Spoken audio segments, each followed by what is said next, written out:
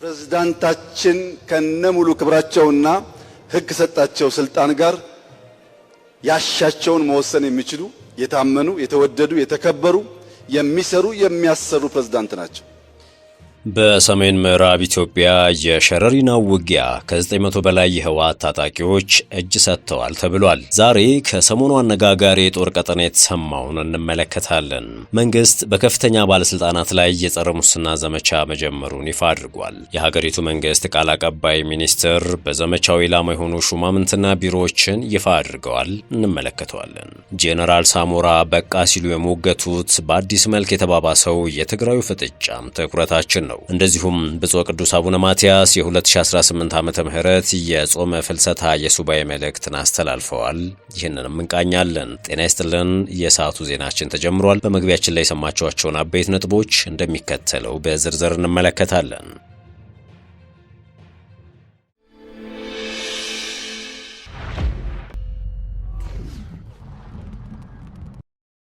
ወደ ቀዳሚው ጉዳያችን አመራን። ጠቅላይ ሚኒስትር አብይ አህመድ በባህር ዳር ምን አሉ? ለአቶ አረጋ ከበደ የሰጡትን ምስክርነት እናስቀድም። አብይ 14 ደቂቃ ገደማ በፈጀው ንግግራቸው የአማራ ክልል ርዕሰ መስተዳድር አቶ አረጋ ከበደ የሚሰሩ፣ የሚያሰሩ፣ የተወደዱ፣ የታመኑና የተከበሩ ፕሬዝዳንት ናቸው ያሉበት ይገኝበታል። ጠቅላይ ሚኒስትሩ ባለፉት 30 ዓመታት ቢያንስ በቅርበት ባህር ዳርን በማውቅበት ዘመን እንደዚህ እንደ ዛሬው ዘመን አማራ ክልልም ሆነ ባህር ዳር ራሱን በራሱ ሙሉ በሙሉ የሚያስተዳድርበት ዘመን አልነበረም ሲሉ ተደምጠዋል። ይህን ሲሉ በአዳራሹ የነበረው ሰው በጭብጨባ አጀቧቸዋል። ፕሬዝዳንታችን ከነሙሉ ክብራቸውና ከተሰጣቸው ስልጣን ጋር ያሻቸውን መወሰን የሚችሉም የታመኑ፣ የተወደዱ፣ የተከበሩ፣ የሚሰሩ፣ የሚያሰሩ ፕሬዝዳንት ናቸው ብለዋል አብይ። እናም እንተባበር፣ ባህር ዳርን እናልማት፣ ካልተግባባን ደግሞ በጨዋ መልኩ በንግግር እንጨቃጨቅ፣ ጊዜ ግን እንዳያልፍብን እንጠንቀቅ ነው ያሉት። ከዚህ ውጭ አብይ ከባለቤታቸው ከወይዘሮ ዝናሽ ታያቸውና ከከፍተኛ የመንግስት ኃላፊዎች ጋር በመሆን በባህር ዳር ከተማ የሚገኙ ቁልፍ የልማት ፕሮጀክቶችን ጎብኝተዋል። በጉብኝቱ ወቅት የከተማዋን የልማት አቅምና በመካሄድ ላይ ያሉ የልማት ስራዎችን ተመልክተዋል ያለው የጠቅላይ ሚኒስትር ቢሮ እነዚህ ፕሮጀክቶች የነዋሪዎችን ተጠቃሚነት ለማሳደግ፣ ቱሪዝምንና ኢኮኖሚያዊ እንቅስቃሴን ለማበረታታት እንዲሁም የባህር ዳርን እንደ ሀገራዊ የንግድና የኢንቨስትመንት ማዕከል ያላትን ሚና የበለጠ ለማጠናከር የታለሙ ናቸው ባይ ነው። በተጨማሪም ልኡካኑ በአማራ ክልል ጠቅላይ ፍርድ ቤት እየተተገበረ ያለውን በቴክኖሎጂ የታገዘ የፍትህ ስርዓት ማሻሻያ ስራን ጎብኝተው ተመልክተዋል። አሮጌው ተርሚናል በነበረው ግጭት ጉዳት ደርሶበት የነበረ ቢሆንም ያንን ችግር ወደ መልካም አጋጣሚ በመቀየር የተገነባ ነው ያሉ ሲሆን ከሀገሪቱ ከተሞች 7ኛ ደረጃ ላይ የሚገኘውን የከተማዋን ገቢ ለማሳደግ መስራት ያስፈልጋል ሲሉም አክለዋል። ወደ ሌላኛው ጉዳያችን እናምራ።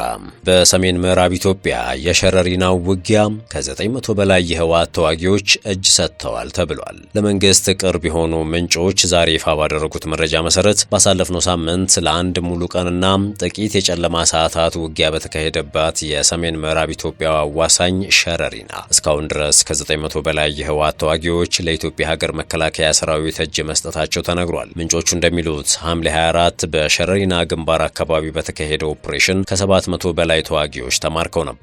ከዚያ በኋላም ከተለያዩ አቅጣጫዎች ተጨማሪ ተዋጊዎች እጅ መስጠታቸውን በመግለጽ አጠቃላይ ቁጥራቸው ከ900 በላይ መድረሱን አመልክተዋል። ከዚህ ውጪ ተከዜ ወንዝ ውስጥ የህወሓት ታጣቂዎች አስክሬን ተገኝቶ እንደነበርና ቁጥራቸውም 20 እንደሚደርስ ዓለም አቀፍ የሰብአዊ መብት ተሟጋች ቡድኖች መጠቆማቸው ይታወሳል። እንደዚሁም ምንጮች እንደገለጹት እጅ የሰጡት ተዋጊዎች ለጊዜው በባከር ኢንዱስትሪ ፓርክ አካባቢ እንዲያርፉ መደረጉንም አክለዋል። በተጨማሪም እጅ ከሰጡት መካከል አንዳንዶቹ እንዴት ወደ ሱዳን እንደተወሰዱ እንደማያውቁ፣ በግዳጅ አፈሳ እንደተመለመሉና ለምን እንደሚዋጉ እንደማያውቁ መናገራቸውንም አስረድተዋል። ይህን መረጃ ገለልተኛ ወይም ኦፊሴላዊ ምንጮች በገለልተኛ መንገድ ማረጋገጥ አልተቻለም።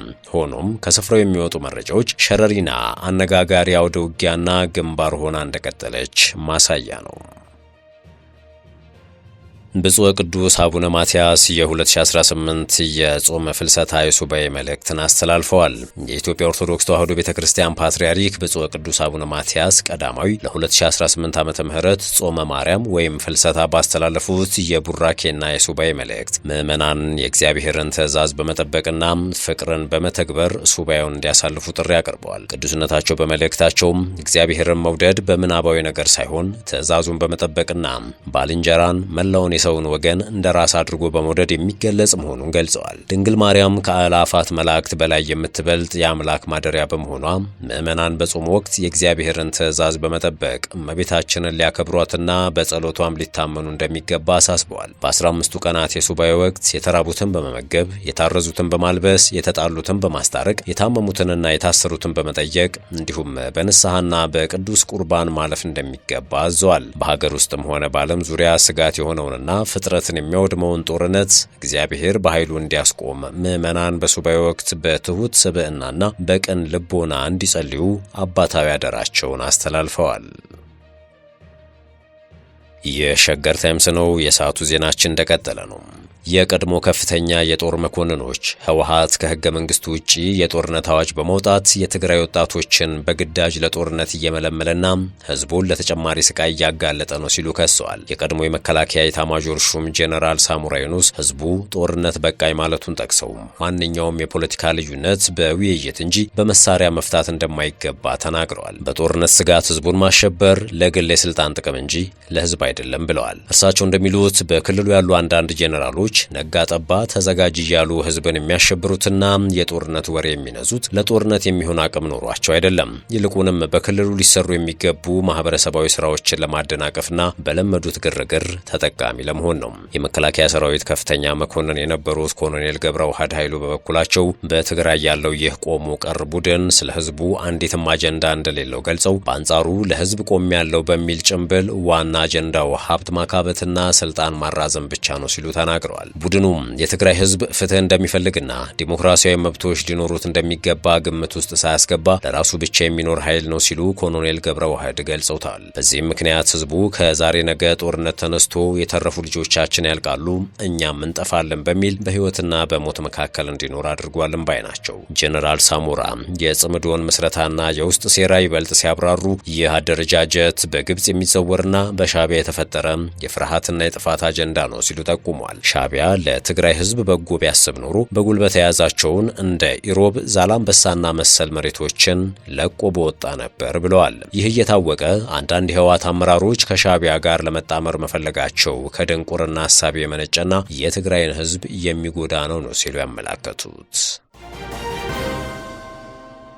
መንግስት በከፍተኛ ባለስልጣናት ላይ የጸረ ሙስና ዘመቻ መጀመሩን ይፋ አድርጓል። የሀገሪቱ መንግስት ቃል አቀባይ ሚኒስትር በዘመቻው ኢላማ የሆኑ ሹማምንትና ቢሮዎችን ይፋ አድርገዋል። የመንግስት ኮሚዩኒኬሽን በኢትዮጵያ ተግባራዊ እየተደረገ ያለውን ሰፊ የማክሮ ኢኮኖሚ ማሻሻያ ለማደናቀፍ በሚንቀሳቀሱና የሀገር ሀብት በሚመዘብሩ አካላት ላይ መንግስት የማያዳግም እርምጃ እየወሰደ መሆኑን አስታውቋል። ሚኒስትሯ እናት አለም መለሰ ዛሬ በሰጡት መግለጫ ኢትዮጵያ ባለፉት ዓመታት ፈጣን እድገትና ልማት እንድታረጋግጥ በርካታ ስራዎች መሰራታቸውን ጠቅሰው በዚህም ሰፋፊና አስደናቂ ሀገራዊ ውጤቶች ተመዝግበዋል ብለዋል። ከውስጥም ከውጭም ያሉ በርካታ ኃይሎች ሀገር በቀል የኢኮኖሚ ማሻሻያውን ከቁጥጥር ውጭ ለማድረግ በፋይናንስና በንግድ ስርዓቱ ውስጥ ሰርገው በመግባት ከፍተኛ የኢኮኖሚ አሻጥር ሲፈጽሙ ቆይተዋል ያሉት ወይዘሮ እናት አለም ድርጊቱ ሀገሪቱ የውጭ ምንዛሬ እንድታጣ፣ የዋጋ ንረትና ኮንትሮባንድ እንዲባባስ እንዲሁም በፍጆታ እቃዎች ላይ ሰው ሰራሽ እጥረት እንዲፈጠር አድርገዋል ነው ያሉት። ይህንን የተደራጀ አሻጥር ለመክታት መንግስትና የሚመለከታቸው የህግ አካላት ባከናወኑት ሰፊ ኦፕሬሽን አሻጥሩን ማክሸፍ ተችሏል ሲሉም አክለዋል።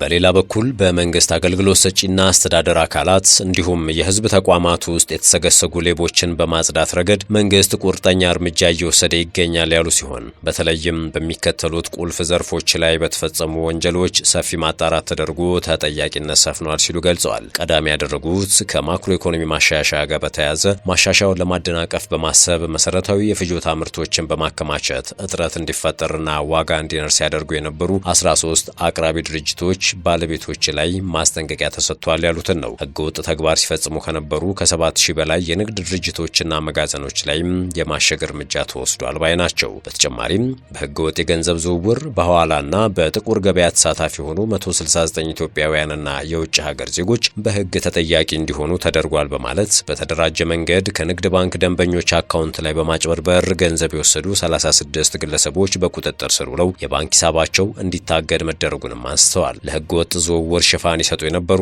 7 የክሪፕቶ ከረንሲ መተግበሪያዎች በሀገር ውስጥ እንዳይሰሩ ሙሉ በሙሉ ታግደዋል ነው ያሉት። ምርት ልከው የውጭ ምንዛሪ ተመላሽ ያላደረጉ 29 ላኪ የንግድ ድርጅቶችና ግለሰቦችም ላይ እንዲሁም የህግ ተጠያቂነት ሰፍሏል ሲሉ ገልጸዋል።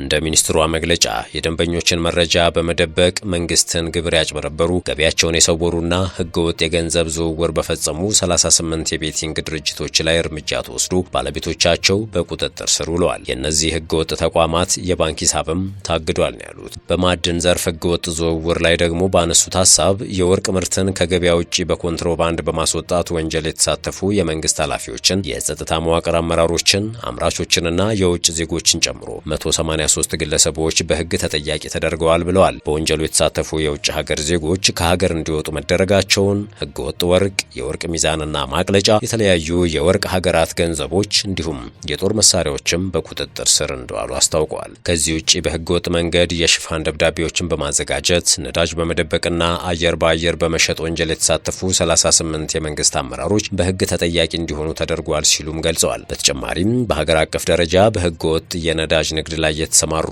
ከ650 በላይ ግለሰቦች፣ ማደያዎችና አቅራቢ ኩባንያዎች ላይ የህግ እርምጃ ተወስዷል ብለዋል። በአፈር ማዳበሪያ ግዢ አሻጥር ሲሉ በጠሩት ዘርፍ ደግሞ በተቋሙ የጥቅም ትስስር በመፍጠር ጥራት የጎደለውና ጊዜው ያለፈበት የአፈር ማዳበሪያ ግዢ እንዲፈጸም በማድረግ ሆን ብለው ችግር በፈጠሩ የግብርና ሚኒስቴር አመራሮች ላይ የወንጀል ተጠያቂነት እርምጃ ተወስዷል ብለዋል። በኢትዮጵያ ኤሌክትሪክ ኃይል ተገቢው መመሪያ በሌለበት ሁኔታ ከ36 የዳታ ማይኒንግ ድርጅቶች ጋር ህገወጥ የኃይል ሽያጩን የፈጸሙ 4 ከፍተኛ አመራሮች ላይ እርምጃ ተወስዷል ያሉት ሚኒስትሯ የኤሌክትሪክ ኃይል ስርቆት የፈጸሙ ድርጅቶችና ግለሰቦችም እንዲሁ በህግ እንዲጠየቁም ተደርጓል ባይ ናቸው። በስራና ክህሎት ሚኒስቴርና የሰዎች ዝውውር የውጭ ሀገር የስራ ስምሪት ሲስተምን በማዛባትና ጉቦ በመቀበል ወንጀል የተሳተፉ 8 ከፍተኛ አመራሮችና ሰራተኞች በህግ ቁጥጥር ስር እንደዋሉም ወይዘሮ እናት አለም ተናግረዋል። እንዲሁም በህገ ወጥ የሰዎች ዝውውር ላይ የተሰማሩ 44 ደላሎችና አዘዋሪዎች በህግ ቁጥጥር ስር ውለው ህገ ወጥ ፈቃድ የነበራቸው ተቋማትም ሙሉ በሙሉ ታሽገዋል ነው የተባሉት።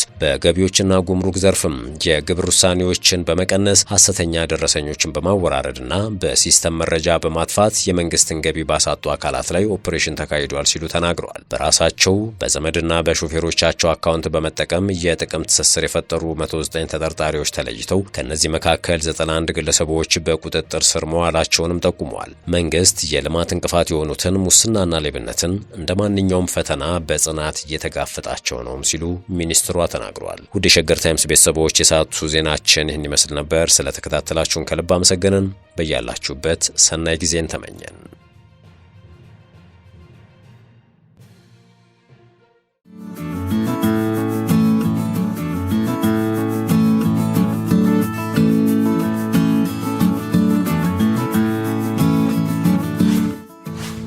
ሸገር ታይምስ ሚዲያን ሰብስክራይብ በማድረግና ደወሉን በመጫን ይከተሉን።